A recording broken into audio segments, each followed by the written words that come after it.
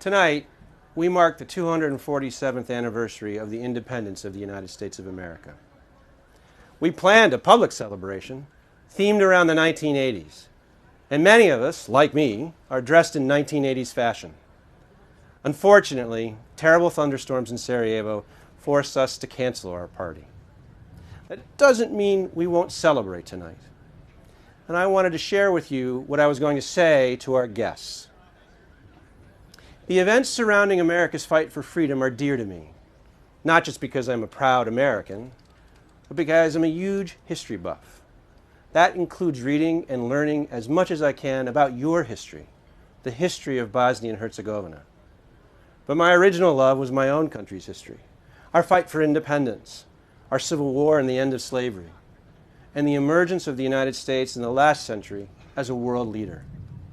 Now, if there's one decade in America's history that I can understand without research, without libraries, without Wikipedia, it is the 1980s.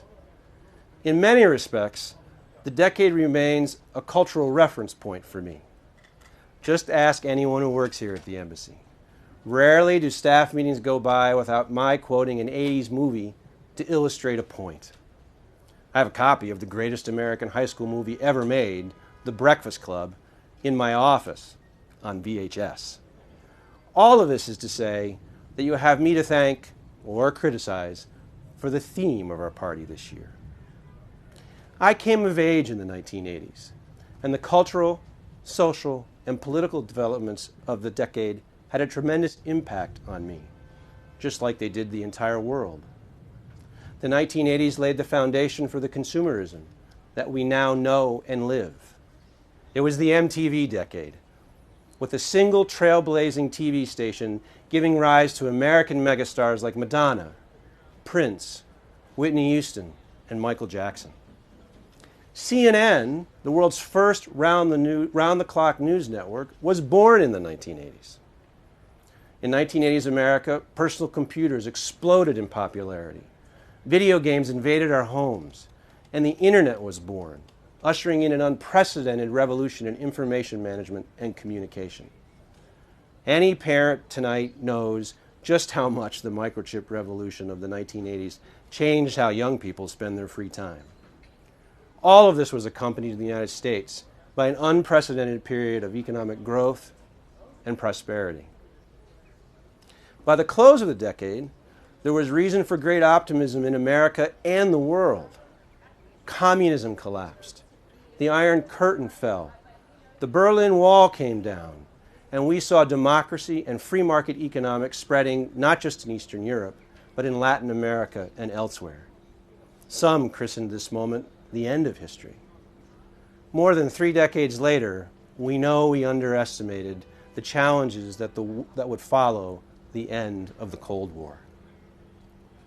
While the United States and much of Europe were exiting the 80s on a high note, the people of Bosnia and Herzegovina were facing a very different and much darker reality, one that many in America and the West did not want to see. We did not react decisively when ethno-nationalist rhetoric reached dangerous levels in the Balkans.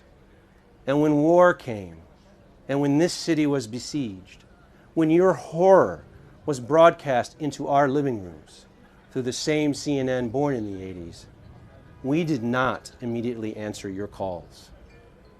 We hesitated for too long. With time, though, we did act. It is a tragedy that it was too late to save thousands of lives, including the victims of the Srebrenica genocide. But when we came, we did so decisively. The Dayton Peace Agreement, which the United States brokered, ended the 1992 to 1995 war. It was not, and it is not, a perfect agreement. Today, Dayton is subject to second-guessing, deliberate misinterpretation, and is blamed for the country's persistent ethnic divisions. The latter mistakes cause and effect, but it is true that the political leaders of this country squandered the promise of that peace. They have chosen to perpetuate and reinforce this country's divisions. Nonetheless, the Dayton Peace Agreement stopped the bloodshed and saved lives. That, ladies and gentlemen, is a fact. And the alternative more death and destruction was and is too horrible to contemplate.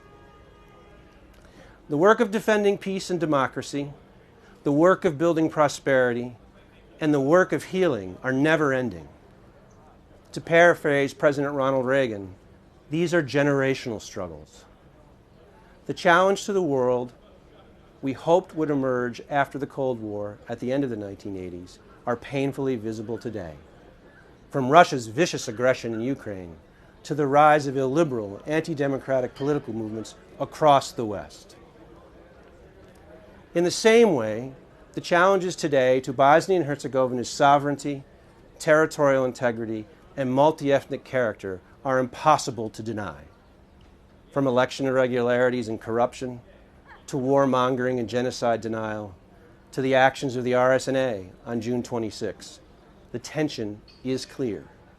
And for many citizens of Bosnia and Herzegovina, the similarities to this country's pre-war history are unnerving.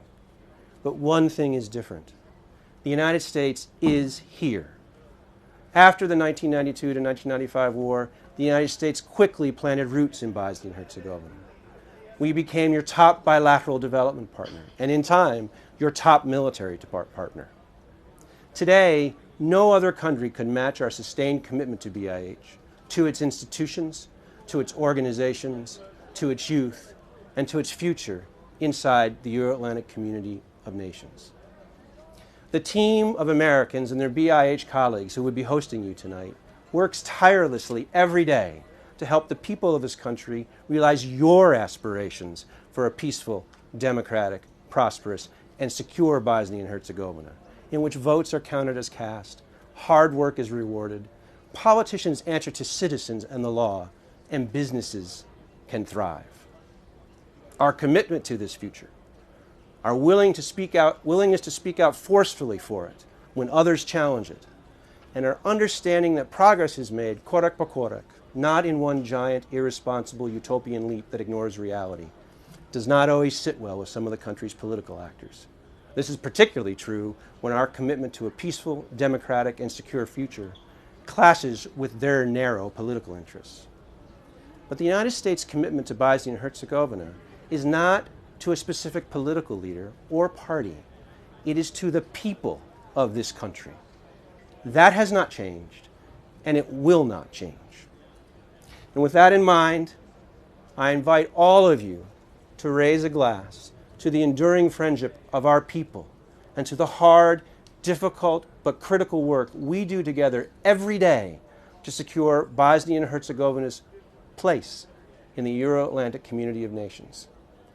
The United States is here with you, Bosnia and Herzegovina, now and always. Thank you.